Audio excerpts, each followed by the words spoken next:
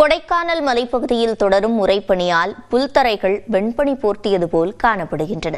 இதுகுறித்த விவரங்களை செய்தியாளர் ஜாஃபரிடம் கேட்கலாம். ஜாஃபர், விவரங்கள்.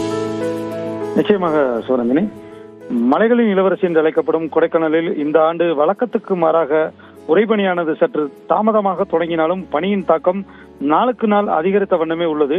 குறிப்பாக கடந்த மாதத்தில் மட்டும் ஒரு சில நாட்கள் உறைபனி காணப்பட்ட நிலையில் நேற்று பகலில் வெயிலின் தாக்கம் அதிகரித்தும் இரவில் வெப்பநிலை 8 டிகிரி செல்சியஸ் வரை நிலவி வருவதாலும் மலைப்பகுதி முழுவதும் கடும் குளிர் நிலவி வந்தது.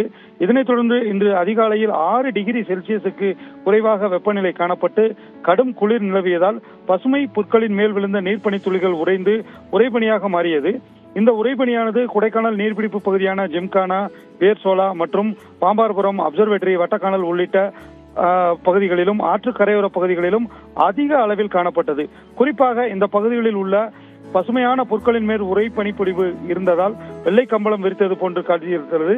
அதே போல இலைகள் புற்களின் மேலும் வாகனங்களின் மேற்பரப்பிலும் இருசக்கர வாகன இருக்கைகளின் உறைபனியானது படர்ந்த காட்சிகள் காண்பவரின் கண்களுக்கு விருந்தளிக்கும் விதமாக அமைந்திருந்தது.